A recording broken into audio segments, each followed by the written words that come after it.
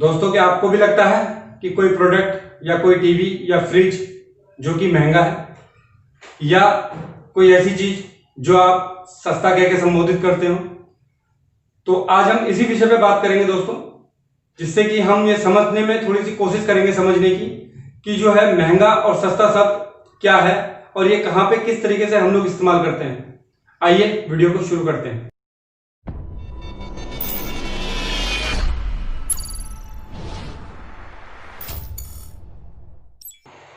Hello friends, कैसे हैं आप लोग? आशा करता हूं आप सभी दोस्त बढ़िया होंगे।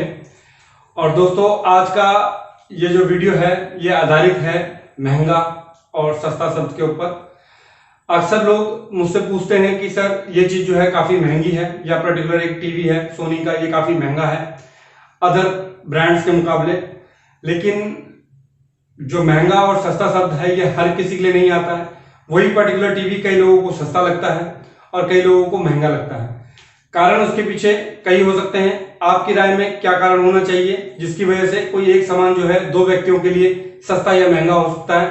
आप जरूर से जो है मुझे कमेंट बॉक्स में कमेंट करके बताइएगा दोस्तों, ताकि मैं आपकी राय भी समझ सकूं कि आप इस बारे में क्या समझते हैं। तो अक्सर मेरे से लोग ये कहते हैं कि सर ये चीज जो है महंगी है, भाई यार ये बहुत महंगा प्रोडक्ट लगता है मुझे।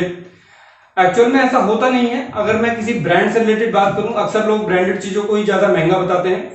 तो मैं आपको एक सीधी सी बात कहूं, हो सकता है जिसे आप सस्ता समझ रहे हो वो महंगा हो, यानी कि उसके बीच की जो मार्जिन कॉस्ट है वो कहीं ज्यादा होती है, जिसमें कि जो डीलर है या जो दुकानदार है कह लीजिए, उनको जो है मोटा मार्जिन बचता है, लेकिन वो फिर भी आपको सस्ता लगता है। लेकिन अगर ब्रांडेड चीज की बात करूं तो ब्रांडेड चीज में बहुत ही नाम मात्र का मार्जिन होता है, जिसमें कि डीलर को कोई खास बचत नहीं होती है, लेकिन एक ग्राहक को जो है उसका पूरा फायदा मिलता है उस ब्रांड में।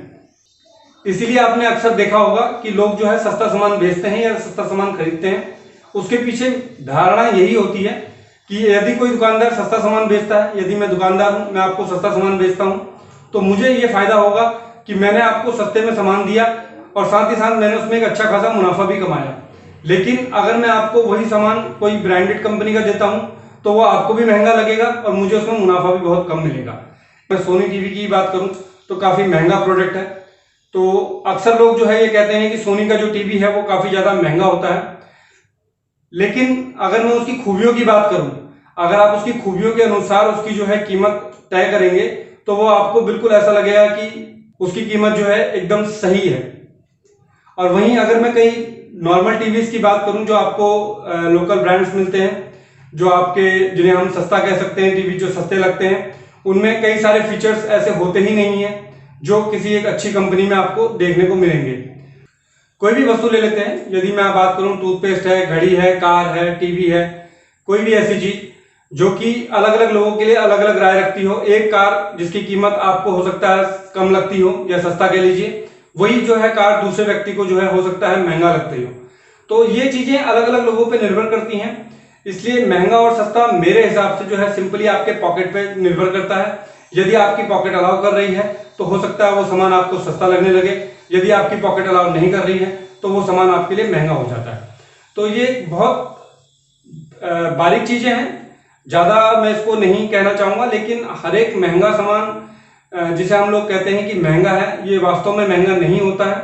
ये वैल्यू फॉर मनी प्रोडक्ट कह सकते हो आप इसे, जो आपके पैसों की पूरी तरह से जो है आपकी जिसे कहते हैं उपयोगिता आपको मिल जाती है।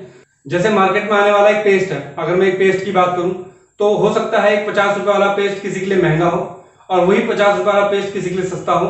वो हो सकता है 150 रुपए वाले पेस्ट को महंगा मानता हो। तो ये जो चीजें हैं ये अलग अलग जगहों पे अलग अलग रोल अदा करती हैं। जबकि मेरे हिसाब से एक्चुअल जो महंगा शब्द है वो उस जगह पे इस्तेमाल होता है जहां पे आपको कोई भी प्रोडक्ट जो है वैल्यू फॉर मनी प्रोडक्ट ना मिलता हो, यानी कि उसकी वैल्यू अगर वो नहीं आ रही है तो वो हो सकता है प्रोडक्ट महंगा हो। अगर आपके लिए उसकी वैल्यू पूरी आ रही है तो वो प्रोडक्ट महंगा किसी भी हालत में नहीं लगेगा आपको, क्योंकि जो आपने सोचा था, जैसा आपने चाहा था, उसी आपके बजट में कह लीजिए या आपकी सोच के अनुसार जो आपने उसका एक मूल्यांकन किया था, उसी मूल्य पे वो यदि आपको मिलता है तो वो आपको महंगा बिल्कुल भी नहीं लगने वाला।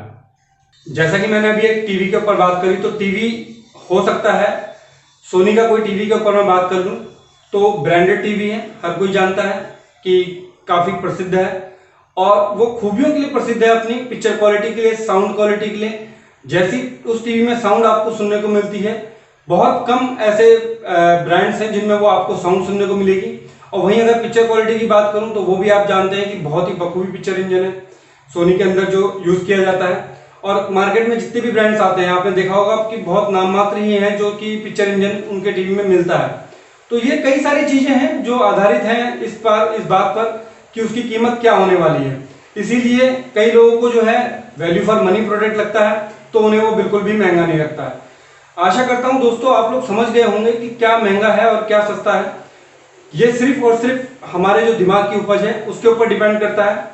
जिसकी जेब में पैसा है कह लीजिए, और जो उसको सही से खर्च करना चाहता है, तो वो जानता है कि अगर मुझे ये चीज चाहिए और इस बजट में चाहिए और उसको कोई चीज ऐसी मिल जाती है तो वो उसके लिए जो है बिल्कुल वैल्यू फॉर मनी प्रोडक्ट हो जाता है। यदि वो उससे कम दाम में है तो हो सकता है वो उसे सस्ता कह करके संबोधित करे और यदि उसकी कीमत उसके सोच से ज्यादा निकलती है तो हो सकता है वो उसके लिए जो है महंगा शब्द का इस्तेमाल करे।